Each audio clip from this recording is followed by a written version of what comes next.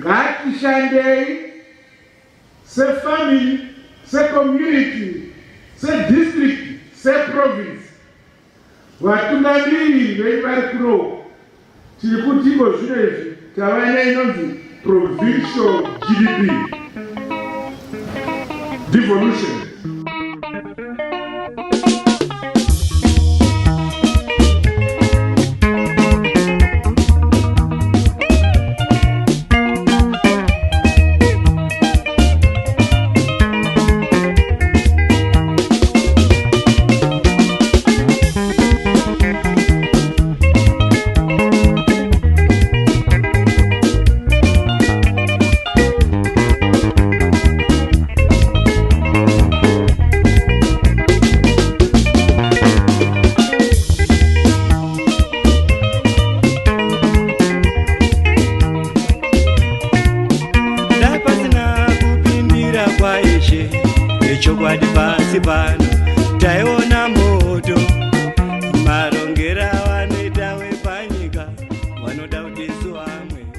The Zimbabwean 2023 constitution brought in the aspect of devolution. Now, devolution is meant to allow the people to make choices on how their money is supposed to be used and how the development in their areas is supposed to happen.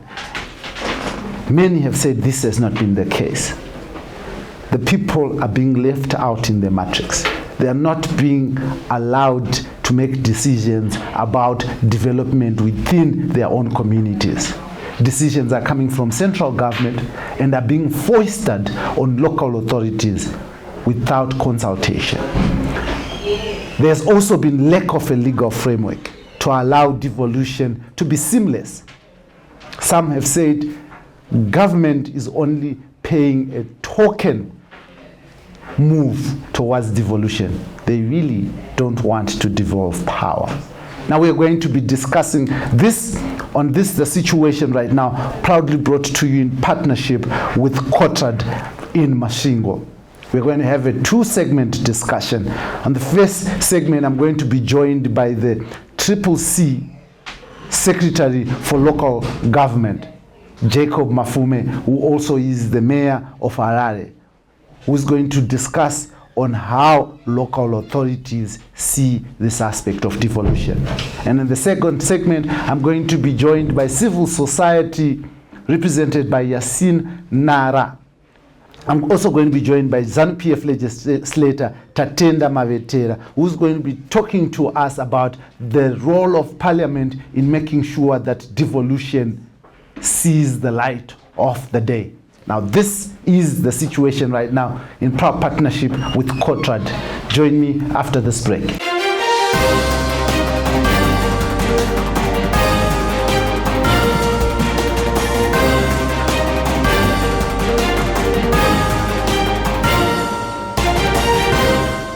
Thank you, Mayor, for joining us here on this the situation right now as we are discussing devolution and where in the matrix are the people are located. We want to find out how the people get involved in these devolution funds. Local authorities have been saying that they are not consulted, or the people are not consulted in this devolution process. But let's start from the how are people located in the matrix of devolution in Zimbabwe? Well, in the matrix of devolution, as you know, devolution was deepened by the 2013 constitution. What has happened is that the Ministry of Local Government has been slow in coming up with the devolution framework as it relates to how we use the devolution funds. In other words, unlike the Constituency Development Fund, where there's a clear mechanisms, committees that one has to set up, and so forth, there's no corresponding thing to the devolution funds. Therefore, we then have to rely on our traditional means of consultations that we've been consulting as councils. As you know, we run our budgets through the people and through consultative meetings, which we will hold for September, where we are due to give our budget, and the budget goes through to the public consultations, comes to the finance committee, comes to full council, and is forwarded to government. And that currently is the only way that the people can communicate through the public meetings we hold with the councillors, then consequently through the committees of council and council itself. So you say that there are no structures for the devolution funds. So how is the money being dispersed and how is it being accounted for at the moment? Well, at the present moment, it's a bone-throwing exercise as to how the money is. So the first thing is, how is it even determined that you are getting this portion and you're getting that portion beyond the constitutional provisions? Once you get your portion, for instance, Harare was supposed to get 2-point-something billion RTGS, and we incorporated it into the budget. So once you incorporate it into your local council budget, you're then able to account for it. But we haven't gotten the 2 billion, we only got 110 million something. And this lack of disbursement has caused havoc on our finances, because we put out capital projects that we were going to do with the devolution funds, which we are now unable to do with the devolution funds. And the more dangerous thing is that it would appear that even the ministry thinks it can decide how we are to use our own devolution funds. Issues like Pomona, issues like the fire tender, where the ministry comes out and says, no, we want you to use the devolution funds for this project, and that we've bought this equipment with devolution funds. And sometimes they'll say we've repaired roads with devolution funds. So it is the use of devolution fund has been left like offals in a dish. You can't see where and how you are going to be able to make it work for the residents and not work for priorities that are being set elsewhere. What do you think is the reason behind this opaqueness around the how devolution funds are supposed to work? Well, I don't know really why the Minister of Local Government has not put up a law that regulates the use of devolution funds. He's only got one job, which is to run local government. And that's the job that they are not doing it, creating frameworks. One wonders, is it incompetence? Is it deliberate? I'll be surprised, because initially the Minister of Local Government was a permanent secretary of in the government. He is a local governance expert on paper, so it should be easy for him to push some of these things. One is then left to wonder, why the opaqueness?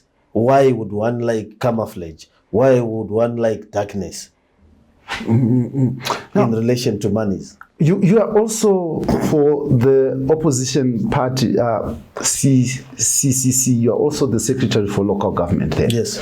And you would know what is happening around local authorities in the country. Yes. Now, what is the view that other local authorities have taken to this devolution? We are all equally frustrated. You hear that the government is buying fire tender. Imagine you are in Kutumpandawana or some far off local government there. You have never seen a fire except a failed fire in years. There are no buildings probably in that area that cost anything. And then you're told that there's going to be a big fire tender to rush towards huts to burn out or to put out the fire. And then you realize the money that's going to be used for that is your devolution funds, where you could have used it for a clinic, for a school, for something else. So the frustration about devolution funds is shared across the country, because what's galling and what's unfair is that this money has been allocated and not to distribute it or to use it. It's just an act of gratuitous cruelty or gratuitous incompetence. The ministry has said, we have allocated this. All you have to do is to come up with a framework so that people can follow up their disbursements. You don't do that. A framework so that people can set their priorities. You don't do that. So the money sits there, not knowing where it can go. And that's very bad. that's taking incompetence or deliberateness, as the case may be, a bit too far. People need them, and when the money is losing value, it's particularly more dangerous, because the money that we planned for Harare would have bought chlorine dioxide generators, which would have put at Morton Jeffries, which are costing only $5 million US. It would have improved our lab at Morton Jeffries. It would have done certain roads. We would have bought equipment to get refuse out. And when it was allocated, it could buy us 20 or so refuse trucks, ambulances, and so forth, repaired some of the buildings that need to be repaired. It's not being done, and the cities and the residents are suffering for it, because this is what governs their day-to-day. Day-to-day, one wants their sewage taken. Day-to-day, one wants their refuse taken. Day-to-day, one wants their water. Day-to-day, one wants their roads repaired. And when you do not use the money when it is allocated, you're stealing from the quality of life of the residents. Amazing. But there's been an argument that government is serious about devolution, in that it has put devolution ministers around the country to ensure that devolution works, and also permanent secretaries around the countries to be able to work with local authorities. Now, is this argument plausible to you? Yeah, it's like saying someone is serious about marriage by marrying many wives. How does it help us that they are putting ministers all over, promoting permanent secretaries of provinces, promoting directors, and then say this shows that we are serious? The seriousness should be seen by putting out the money there, making sure it goes where it's supposed to do, facilitating the use of the money. It is there, it has been allocated.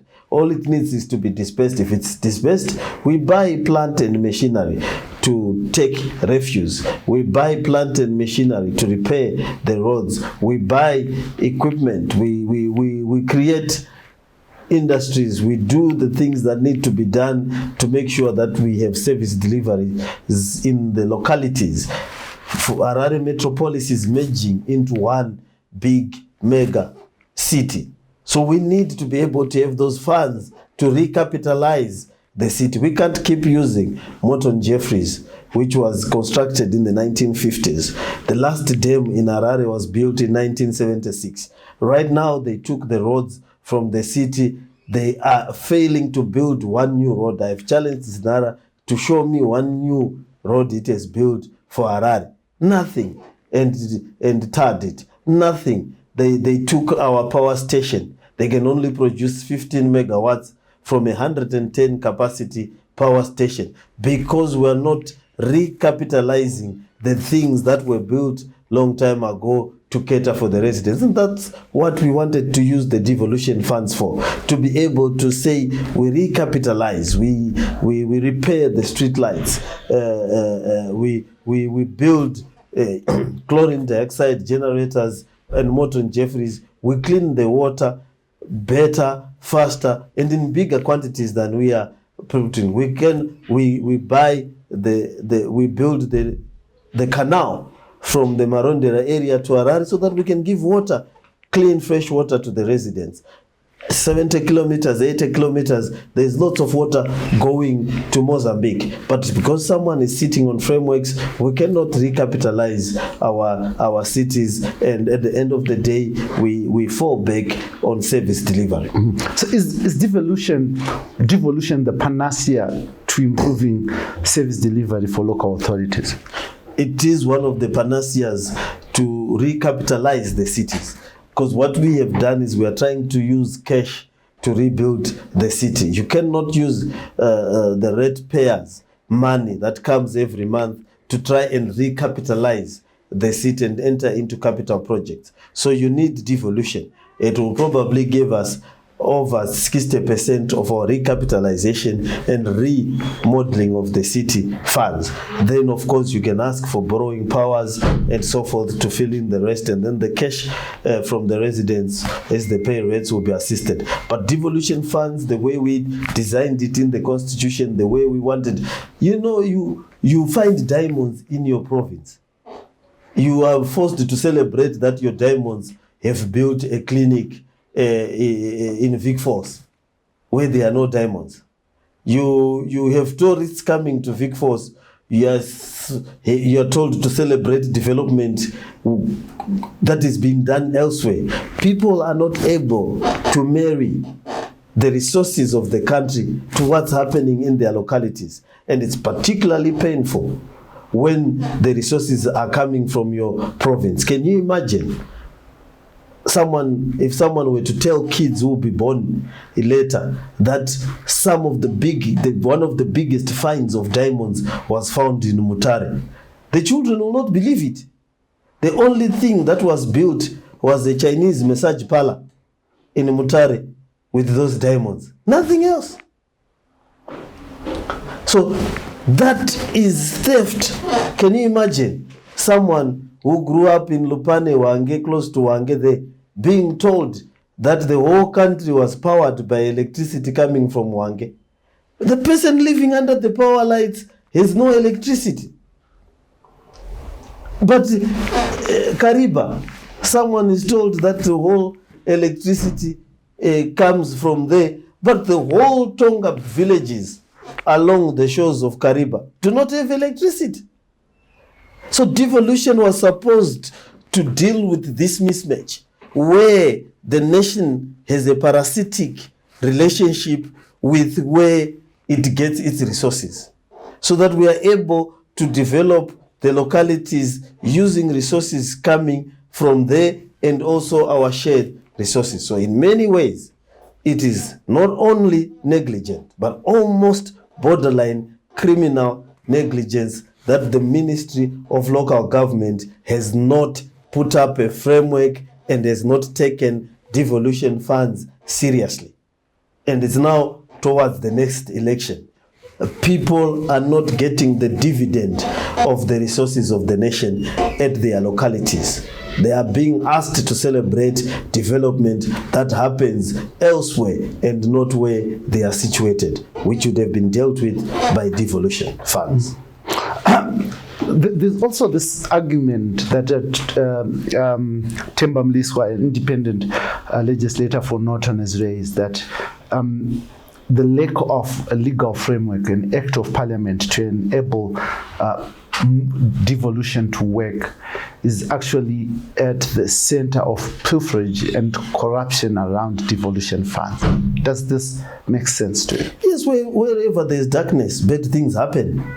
If there is no framework, bad things happen. Whenever public funds are dealt with in a manner that is opaque, that is obfuscated, that has no formula, a predetermined formula, then anything can happen. Right now, the ministry wants to pay Pomona using devolution funds. Does that make sense? You buy someone's rubbish at $1 million per month using devolution funds. Where is that coming from? How did that decision get made? Someone just decides, wakes up, I'm using devolution funds to buy fire engines. And you try to put a fire engine in Mwenezi where there's a Tototo factory. It's the only major building there. A factory that's making beer or, Mukumbi. But do you think it doesn't deserve to be protected from fire? But do you buy a $500,000 fire tender to deal with issues in a village? How do you do that? $500,000. Those people are in dire need of a clinic. Those people are in dire need of hospitals. Those people are in dire need of schools. Those people are in dire need of other service delivery. But aren't you the local authorities who have requested central government that you need the No, we didn't. We didn't request that we need $500,000 fire tenders. We didn't. They can point to where we held council meetings requesting that. We simply received a letter saying you need to be paid. You need to pay it, or you will not see the money. It will be paid to the supplier, but you should account in your books that you are the ones who have paid for it. No, you can't run a country like that. You can't run public funds like that, as if you are a benefactor, or you are a billionaire, or you are Santa Claus running around giving gifts to grateful little children. These are adult issues. We need the law to be there. We need frameworks to be put, particularly where you are going to be distributing billions of dollars, particularly where you need the priorities set by the localities and the devolved communities. We will tell you our priority.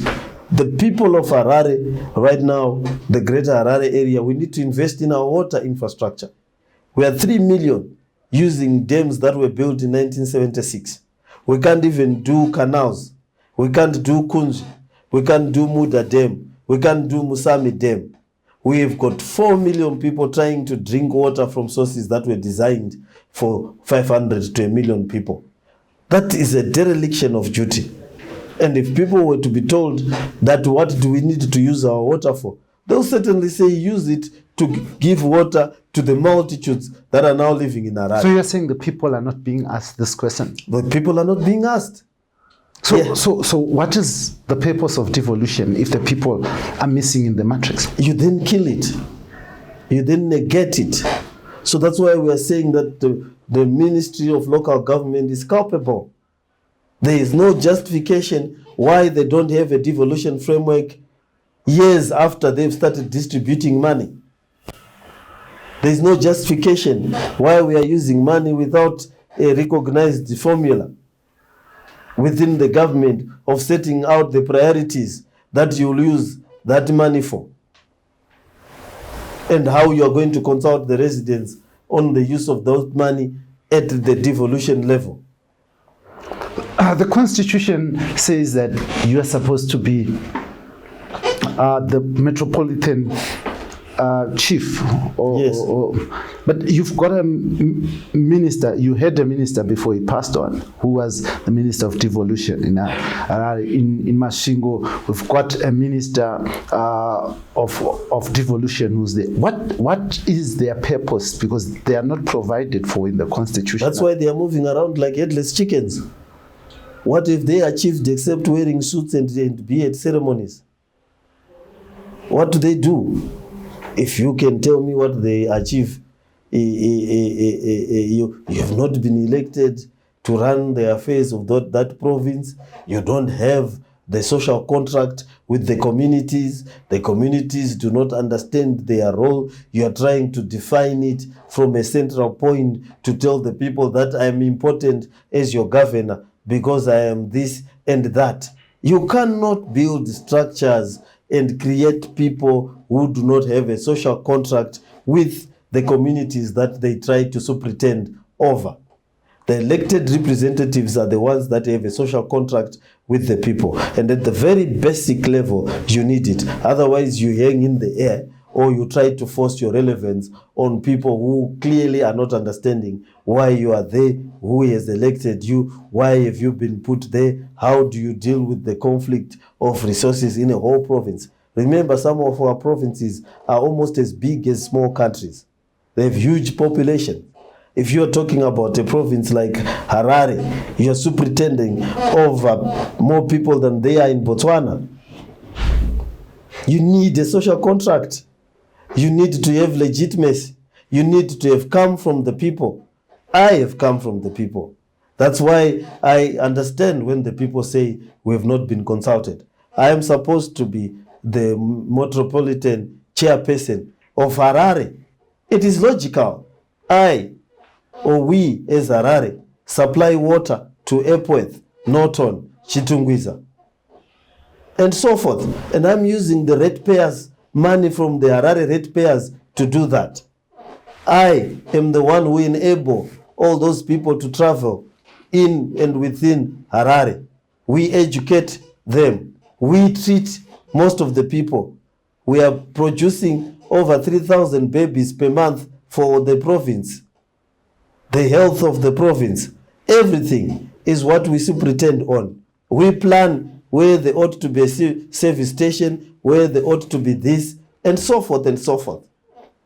So the argument is that local authorities have been very, very corrupt, and provincial ministers and provincial permanent secretaries are supposed to make sure that you are in line with the national ethos. Now, do you want to run away from accountability, from their role to make you accountable?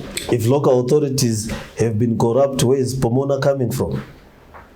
It certainly hasn't come from a local authority. The councillors signed for it. We saw papers. Well, they were forced to sign. They were told that it is cabinet which wants them. They've been giving us corrupt deals. They've been giving us corrupt deals.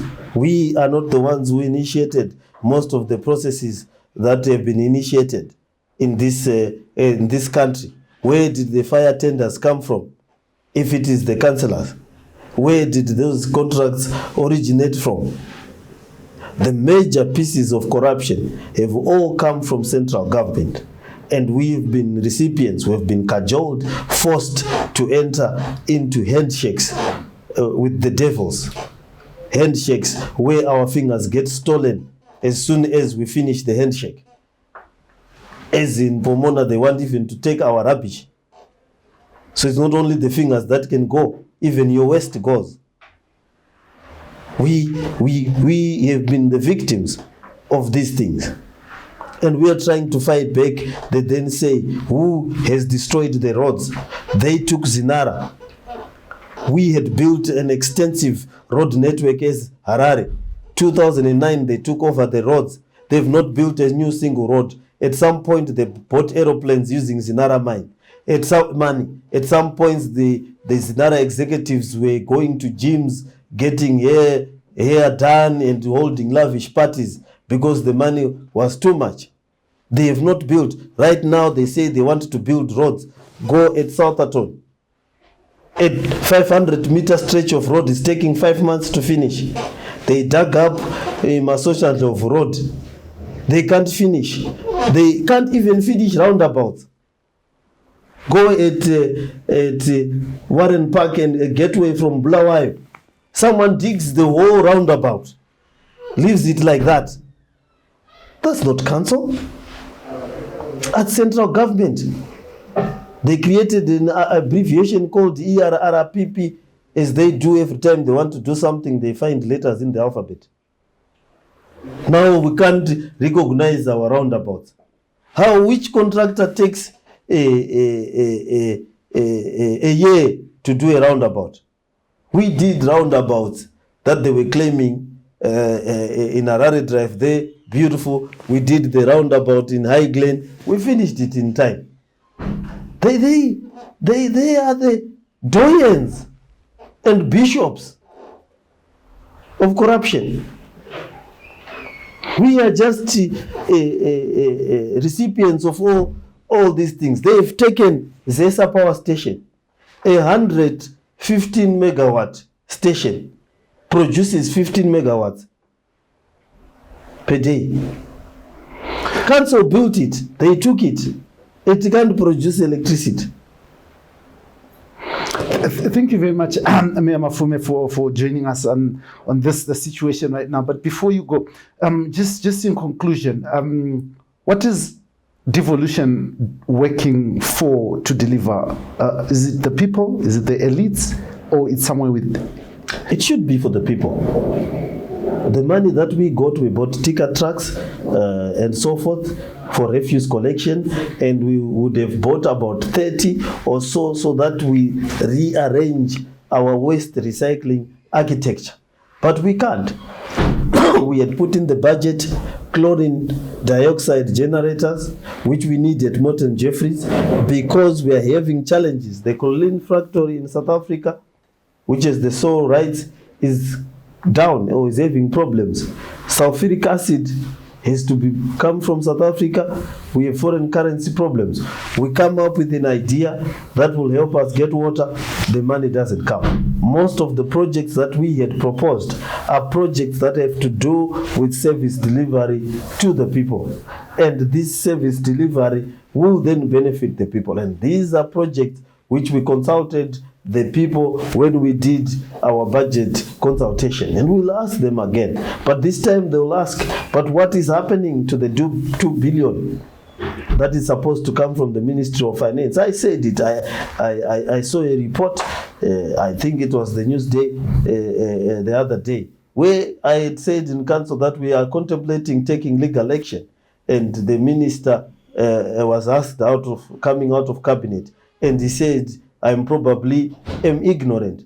How can I be ignorant when you are supposed to give me $2 billion and I don't get it? Even a street hustler understands if someone says, I'm giving you 500 and he gives you $15, knows that you have been cheated. How do you say people are ignorant when they are demanding their money? The money has to be dispersed. It's as simple as ABC.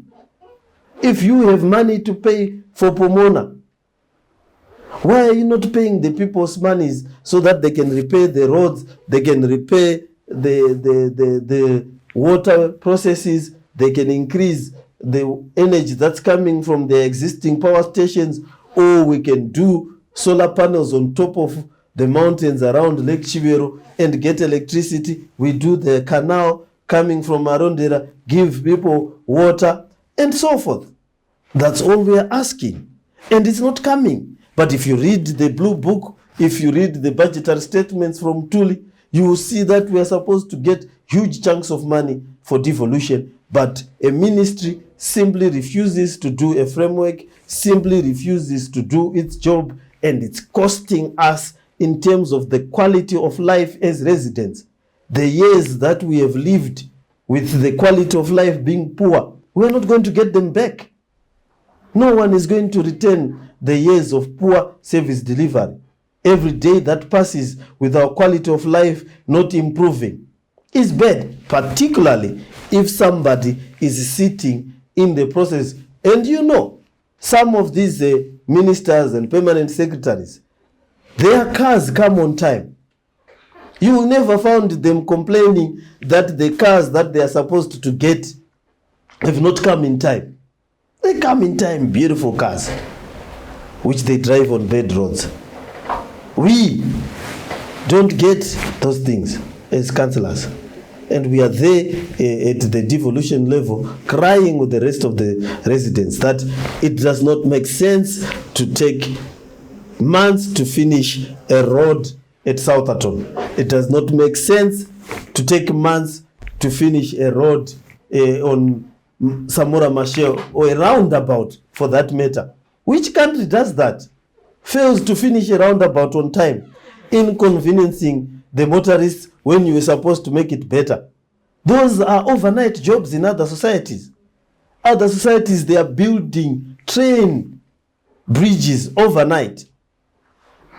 Thank you very much, Mayor Mafume, and also the CCC Secretary for Local Government across the country. Now, this is the situation right now with me, your host, Dara Blessed Mhlanga, in proud partnership with Kotrad. Now, we are going to cross over to the second segment of this situation right now, where I'm going to be joined by Yasin Nari and Honorable Tatenda Mavetera, who are going to also be discussing this issue around devolution and where we locate the people in this devolution. Now, just join me in this second segment of the situation right now in proud partnership with Kotrad. Thank you very much, Honorable Mayor Jacob Mafume.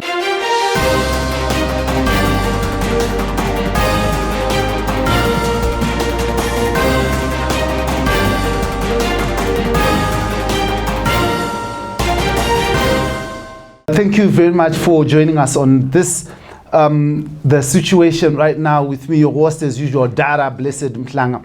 Now, government has been talking about devolution. In fact, just over this weekend, President Emmerson Dambudzo Mnangagwa urged all provinces to fast-track devolution and make sure that powers are devolved to the people and that communities can begin to decide what they want to do with their resources and what they want to do in their communities. But there has been a voice crying out there that devolution is not being implemented as it should be. In fact, there is no enabling act to ensure that devolution begins to work as envisaged in the Constitution, and that the people are lost somewhere within the translation. Where are the people being located and who is going to locate them? And now to join me to discuss this on this situation right now, in proud partnership with COTRAD, is ZANU-PF legislator Honorable Tatenda Mavetere, joining us via Zoom from South Africa, where she's attending the Pan-African Parliament. Thank you very much, Honorable Mavetere, for joining us. Thank you very much, blessed. Hello, Zimbabwe. Beautiful. I'm also joined by Yasin Nari, who is from the civil society, and she's going to be discussing on this issue on the legal points. She is a lawyer. Thank you very much, Yasin, for joining us. Thank you for having me. Hi to everybody. I'm going to start with you, Honorable Mavetere. From a parliamentarian point of view, let us talk about the devolution that is in the Constitution and the devolution that is on the ground. Are these two the same? Okay, thank you very much, Blessed. Blessed, devolution is devolution. Because we need to understand that when we're talking of devolution, we're talking of the decentralization of resources going on to the wards, going to the wards levels, and I think that's what we're talking about. So for me, I feel that it is the same, but we need then to be able to understand that devolution has been enshrined in our constitution, and it has said that we need to make sure that we establish also an enabling act that is supposed to also be able to make sure that we have effective devolution. But however, when I look at it, I feel that the reason why right now as a country we are still talking of devolution, we are talking of it because we are getting it from the Constitution, which is Constitution on 301, Section 301 of the Constitution, Section 3, whereby it says that we need to at least be able to make sure that not less than 5% of the national revenue which is raised in any financial year must be allocated to the councils and also to the provinces and local authorities. So I think that is where we are getting it from, and then we are able then to be able to make sure that we devolve funds in line with this section of the Constitution. Amazing. Now, Yasin, I'll come to you, Yasin. The Constitution talks about setting up of provincial councils. I think that is where decisions through those representatives in provinces were supposed to come from, so that people are allowed to make their decisions. So in the absence of those mechanisms, are people being allowed to speak? I think not necessarily, because without the proper structures in place as dictated by law, you can't necessarily say that people are being given an opportunity to be represented or to rule themselves or participate themselves. So I think without the law being in tandem with what it should be as established in the Constitution, no, not necessarily. And there's a plethora of other issues that come from the fact that there's no legislation to regulate this devolution process. Look, I want us to look at the issues that have been happening of late. I'll take, for instance, the issue around fire tenders, Honorable Mavetere, where local authorities are saying that, look, we didn't even, there's no way we did not even request fire tenders, but yet government, which is at the center, is saying local authorities are going to get fire tenders from Belarus. Now, is that devolution? Is that still devolution? Okay, thank you very much. I think we need to understand that devolution is supposed then to be administratively be done by the 3 tiers of government. The first one being the national government, the second one, of course, the provincial and metropolitan councils, and of course the third one being the local authorities, of course, which include the urban councils and rural councils. So for me, I feel that whenever we in Parliament, we are there to look at the budget, we are looking at a national agenda, we should believe that that's when we can then be able, through ministries, the executive comes in and then they're able to say this is what they want and this is what they're expecting from their ministries. And then from there, ministries are allocated resources. After allocation of resources, then they can then be able to then distribute to the various constituencies and various areas within the country. So for me, when I look at it, yes, indeed, government has got a mandate that it has for it to be able to come up with certain programs that it has to going downwards, which is through ministries. So when I look at that, I think it was through the ministry that it went on, and then the ministry to procure. And of course, the council then said maybe it was not a priority, it's acceptable, because at the end of the day, at times you realize that the ministry has got its own line of thinking and its own line of work, which I believe in as councillors as well. Also, council has got its own ways that they also have to do, since these are all 3 tiers of government, which have got different plans that they do in each every of their work. But Yasin, is that not what devolution seeks to run away from, these 3 tiers of government working differently on the same project? I would agree. The thing is, we're trying to decentralize power and give our local authorities, our provinces, the power to make certain decisions for themselves as being the closest to the people. So to continue to have a centralized thought process where everything comes from, the national government and trickles down to our local authorities or provinces, I think that's the opposite of what devolution is actually supposed to be doing.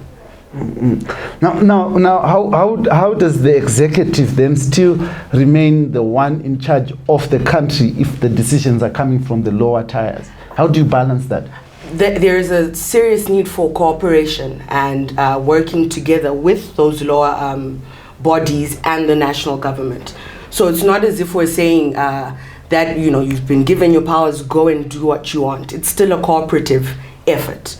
So when you speak of devolution, it's not necessarily saying that the government is chief and everyone else follows, or the people make their own decisions without the involvement of government.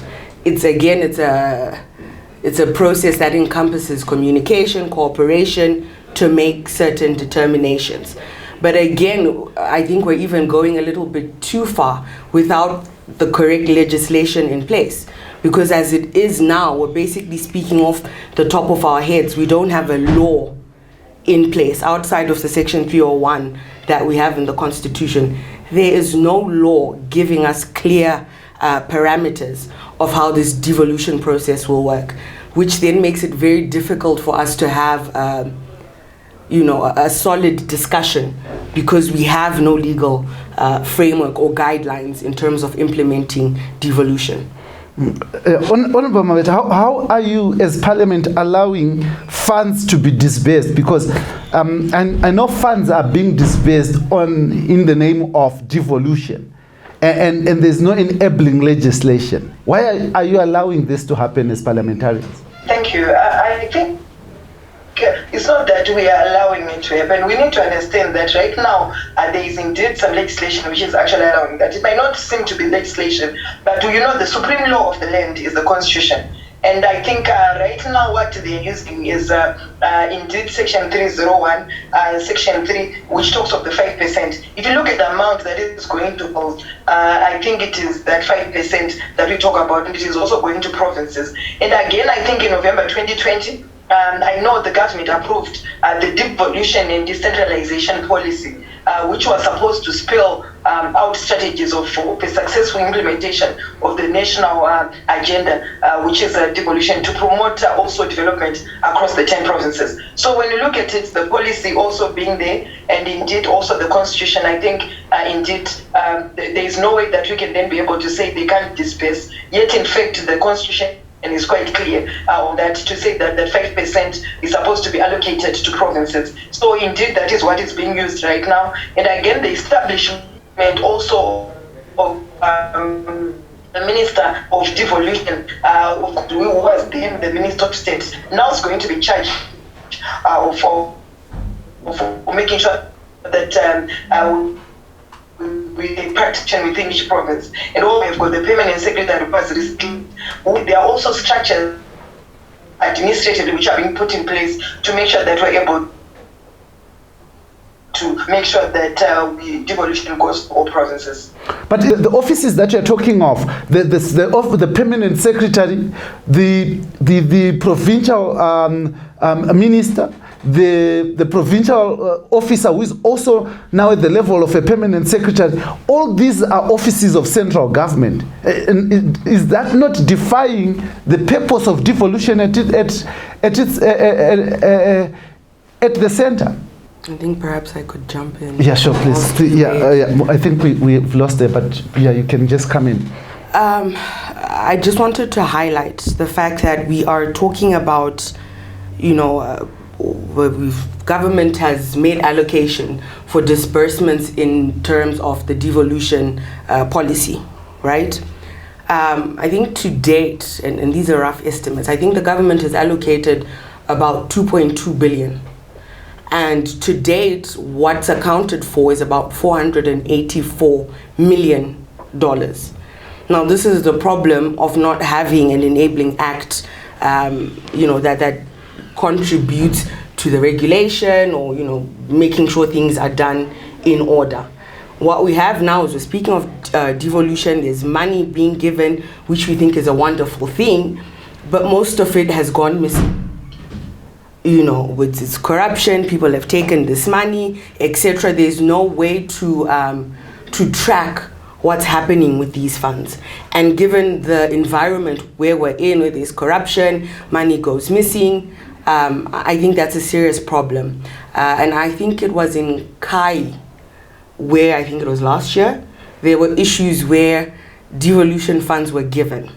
And the community was in an uproar because they saw that money being used to purchase vehicles for the bosses who are there.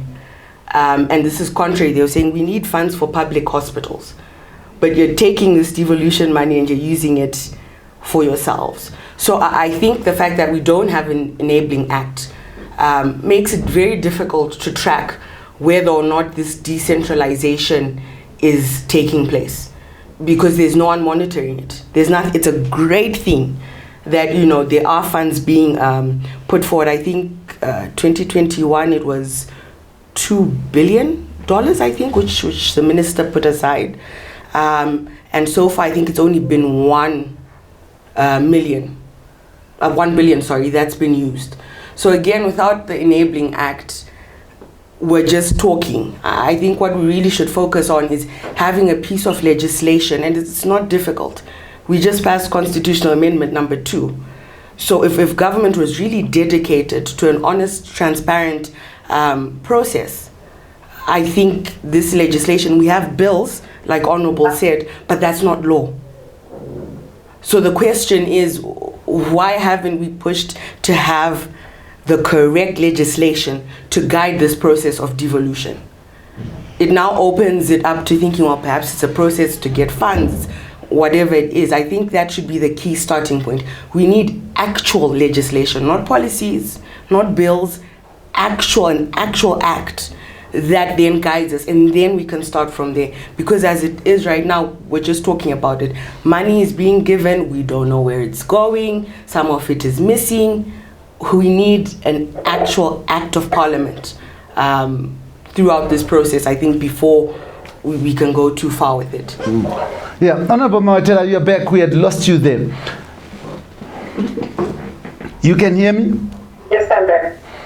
Yes, I'm back. Yep. Sorry about that. No, let us talk about what you are seeing raises that without the laws, without the enabling act, money is going, it is being disbursed. But there is no way, there is ways of accounting for it are very difficult. Ways of accounting for whether that money is actually being used for what the people need are also extremely difficult. Let's talk about that. Okay, thank you very much. I think we need to be quite clear that now we have got a minister who is the Minister of Devolution, who is in charge of making sure that devolution funds are effectively spent.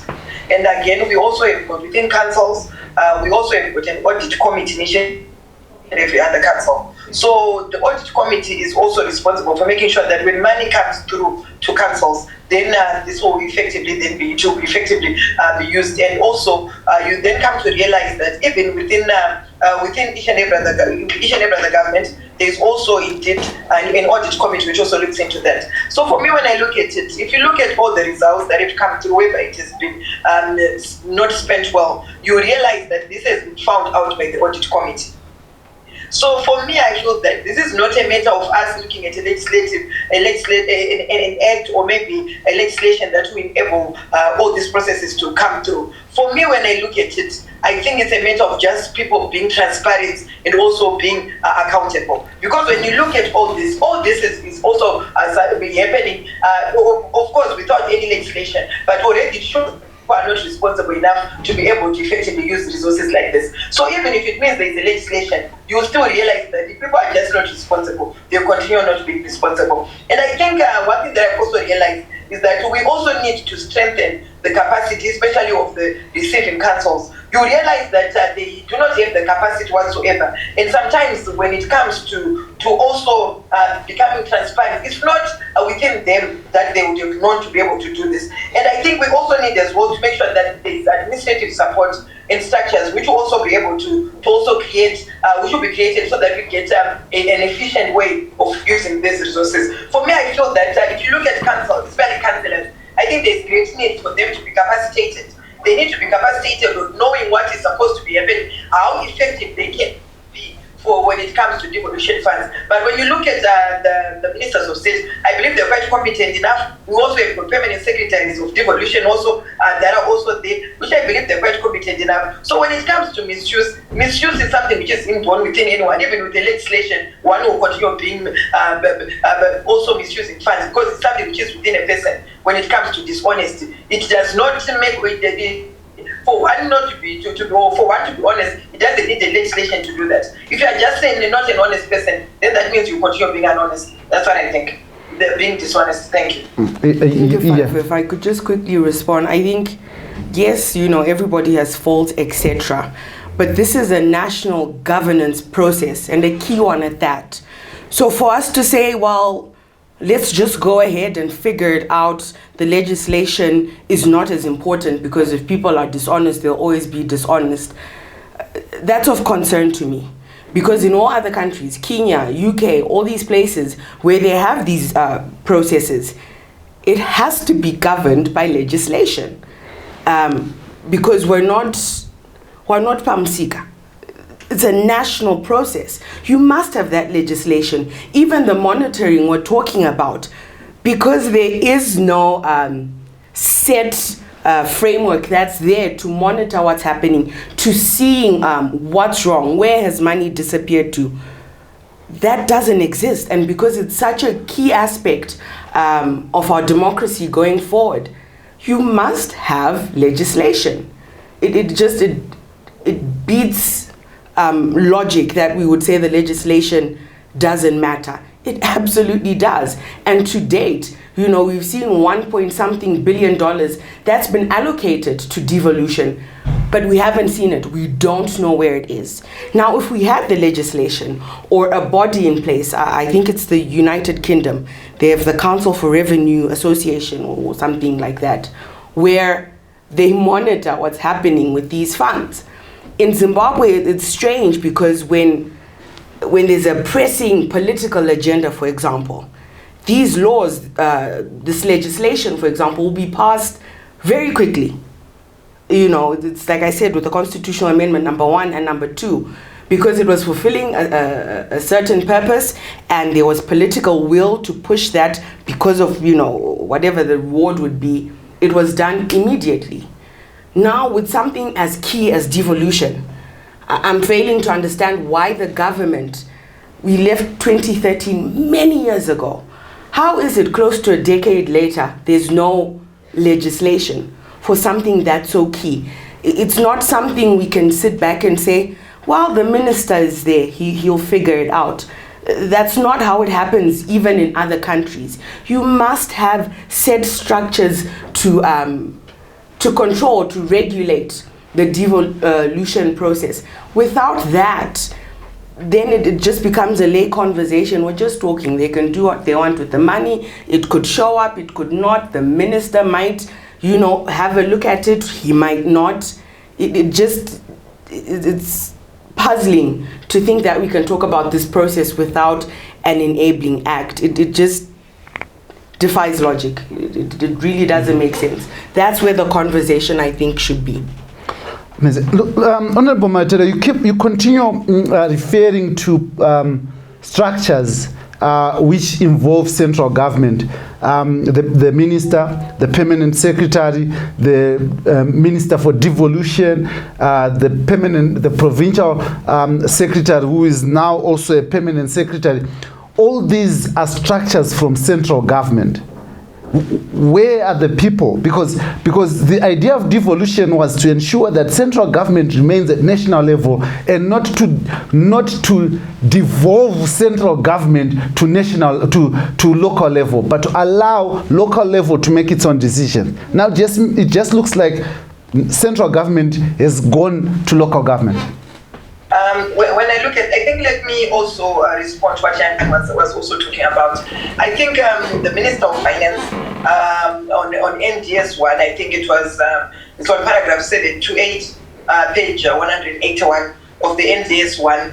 He says that the Minister of Finance and Economic Development, he said it quite clear that they noted that there is need for legislation so that we can ensure that devolution funds can effectively be used. It was quite clear, showing that indeed there is that willingness for us to be having that legislation. But however, the question that you asked, especially on concerning decentralization to the local government, for me, indeed it's quite good for us to decentralize and get to the councils where we always speak about. But when I look at it, if you look at the structure that we have in our country now, we've got the CEO. The CEO is there and also which is there. These people are working hand in glove together to make sure that devolution would really work well. And I think they're also working with the Minister of State. This is the structure which I think has been there. I understand that right now, as we speak, there's the crafting of the Provincial Councils and Administrative Amendment Bill, which is then expected to clearly define roles and also responsibilities and also parameters of the 3 tiers of government to avoid duplication of functions. So when you look at it, I think this bill, just also the government also making sure that they craft such a legislation. For me, I feel that that is also a step in the right direction to make sure that at least they're having certain provisions which are there, which will also enable us to have these laws, which will actually enable us to have to make sure that provincial councils will actually be effective when it comes to devolution funds. But however, in Parliament, I think it's quite clear. We had the bill coming through, but the minister then said there were also some anomalies which were there, which needed the Attorney General's attention. So as we speak right now, we said the Attorney General, and I believe that there were some things which needed to be changed so that it becomes effective. It's not that people do not want to have this legislation, or even us as parliamentarians, we do not want to have this legislation. Everyone has the willingness, everyone is quite very much happy to be having this on board. But I think we need to be looking at the structural matters, which I think are also quite important for us to make sure that we enable this. When you look at this, you realize that we have got the DA, we have got the CEO, and then we have got also the minister as well. If you look at this, I think there is need for us to have certain parameters which will then be able to define each of every of those roles, so that at least we know that they don't duplicate, they don't continue conflicting. Because as it stands now, when we see the CEO also being accountable to these resources, and also having those consultations where she invites or he invites people to come through, for us we feel feel that the individuals and also the citizens are also being involved. Because when you look at it, they also have these consultations that they do. The CEO goes with them, of course, through the council, and people come through, and then they also effectively participate on what and how the devolution funds should be effectively used. So when I look at this, I think this is also one thing that I also think that indeed it's not that the citizens are being left out, they are being consulted. There is no money which comes through to any cause. I'll tell you from my constituency, we have these consultations. We ask the citizens, we ask them what they want, they contribute, and then from there forward, whenever there are any resources that then come through, we'll then be able to effect. But as you say consultation, and you are saying, let's talk of your constituents. I'll tell our partners, Kotrad, based in Masvingo, the people in Masvingo are clear that they want issues around water, around sanitation to be dealt with.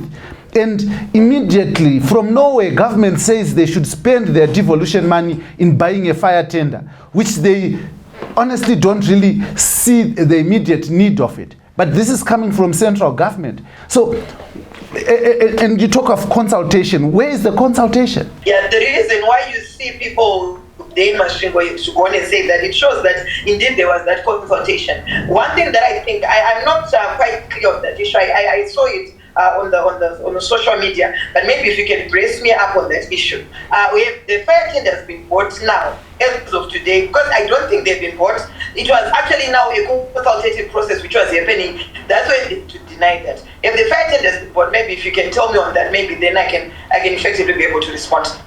I think this is the problem of not having structures in place. You know, Honorable indicates that yes, it was a consultative process. But like I said, you look at people in Kai or Mberengwa who are saying things are taking place without them being consulted. So the fact that we don't have structures in place, which like I said, 9 years, you know, ministers of parliament, we hold them accountable because, you know, they represent us as people. No one has, you know, taken up the mantle and said, why don't we have clear-cut regulations in place? I think it speaks to a lack of political will, and even it disenfranchises, you know, citizens from anything to do with devolution, because it seems to be the preserve of the elite few.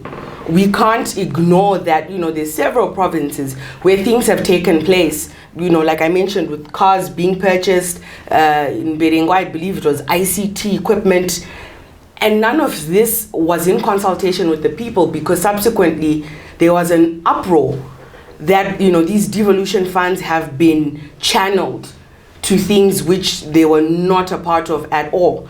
So again, you know, for our MPs, for our senators, who, by the way, are supposed to be involved within our provincial councils in terms of the devolution process, they're not even there. They're not doing that.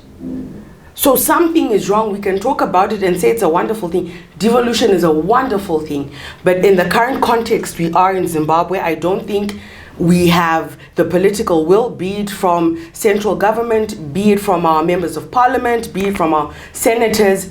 There's no will to push forward and put in place structures or legislation which will govern these processes. And because we don't have that, we sit and have it almost as a, you know, as a very simple discussion, again ignoring the fact that this is national governance issues. It's very strange, even, you know, within our African countries, developing countries, it's always something that is regulated. And the fact that it's taken 9 years and we're saying, yes, you know, government is pushing, we've been trying 9 years, you know, I think it just brings into question the goodwill behind the process of devolution. And I think, again, without setting those clear-cut parameters or pushing for that as MPs, as, you know, citizens or senators, we're not pushing for that. So something is wrong. How real is devolution in a country where the government and the people therein are not pushing to have in place the proper structures, you know, to push this process forward? So I'm very concerned about that. But as you speak, Honorable Mawete, I just want these consultative processes, where are they pronounced from? aren't they supposed to come from the ward requesting to their council that this is what they want, then council then requests to central government that this is what they want, instead of central government making a pronouncement from that level going down? This, according to the devolution policy, of course, it's called the Devolution and Decentralization policy. This is where it's coming from.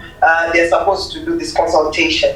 It is quite clear that that's what they're supposed to do. But however, even on the Council People's Act, they're supposed also to be accountable. They're supposed to do each and every process, be it in terms of the budget. They're supposed to also make sure that they even consult. When with a budget coming through, they consult the citizens. And this is something also even within the Council's Act that is supposed to be happening. So that's how they're supposed to be doing it. Even for us in Parliament, whenever we are doing any processes, when it comes to decisions that affect the people, we also consult. So this is where it comes from, and indeed they are consulting. For me, when I think, I know there are some councils which do not consult, but I'll tell you from Manyame, where I come from, I've also engaged in this consultation. I've even gone on and I've seen these consultations taking place. So when you see any council which is not doing this process, they're actually sleeping on duty.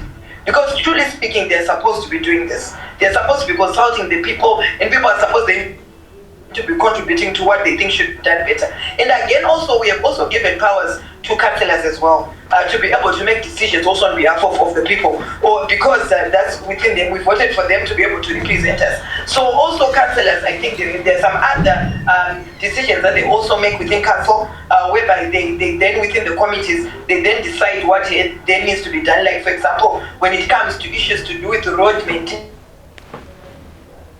and when it comes to even issues of also done within councillors are the ones who also then determine what then happens within the committee they sit. Yeah, but my question was where do the requests come from? What is the process? Is it coming from council to central government, or central government going to council? I mean, what is the process? Okay, my understanding is that it comes from councils. What then happens is that the Minister of State, usually when devolution funds come through, he then allocates, he then tells you, okay, let me start from the first process. The first process is after the consultations come, the council then sends through to the Minister of State whatever they are requesting. They will request, we want graders, we want whatever they request. And then when the money comes through after the budget has been approved, when the money comes through to the minister will advise districts which are within the province that the minister has. So that's when she then back to the council. When it comes back to council, that's when they then start distributing funds. And also if it means that they need to buy, that means automatically when the money is distributed, it will then go straight to the person, to this company where they would have given the quotations for, and then things are then bought. So it's a matter of them sending through to the minister what they want, sending through to the minister, and then the minister then responds back by making sure that resources are allocated. After resources are allocated, then the process then goes back, and people are then given the money, and then the process then goes on. That's what I understand in the of devolution. That's how it's operating now. So what is the role of the provincial, of the devolution minister here in receiving money? Because it's not the money is not intended for him. It's intended for councils. So why doesn't it go direct to them? Because there's no mechanism in place. I think they miss, because the establishment of the Minister of Devolution was meant also to make sure that they're the ones who are in control of devolution in each and every other province. So when I look at it, I think from then the Minister of State then is the one who then distributes it to the councillors, distributes it to the councils. It's very first to the councils and then the councillors. So for me, I thought that there is quite accountability and transparency in that way, in that you really know that the money comes through to the minister, then the minister then has to distribute. That means at least there is that chain in that process, which makes it quite effective and also quite transparent in my point of view. I think it's that way. It also helps, even when it comes to knowing who has done what and who has done something wrong. You can then be able to really know it quite well. Yes, the councillors can be given the money, but I think even the same process that happens when money also goes to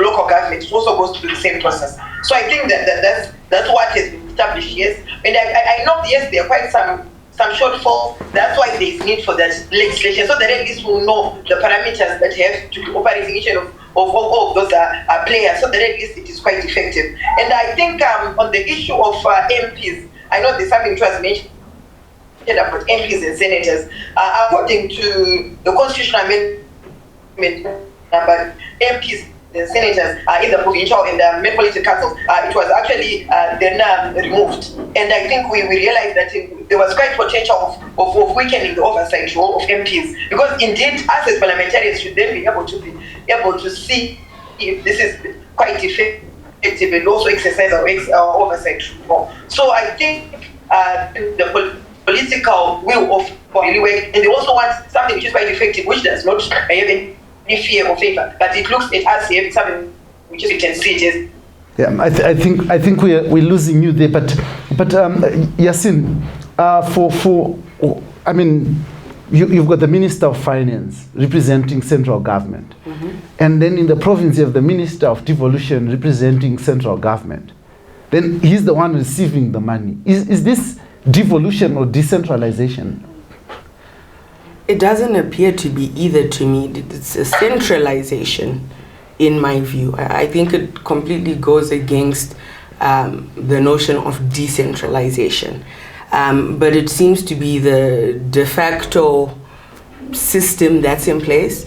Because, I mean, for me, even hearing the Honorable speaking, I don't think any citizen, just a normal citizen, is familiar with the process she just explained.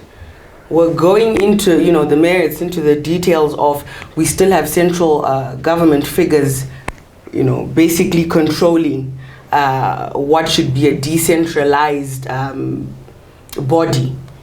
But again, like I said, it's hard for me to talk about that because it's a de facto process. It's someone figuring it out and doing it how they will. We don't have any law to guide it. So again, it comes back to the point where it's just a conversation. It lacks weight. It lacks merit. It's difficult for me to look at it, from a national governance position, because there's nothing to work with. Decisions are made, this minister is going to go down to this council, whatever it is. But again, it's all de facto. We're not aware of this. Amazing. Now, we've just we'll run out of time here, but Honorable Mawetera, is devolution working?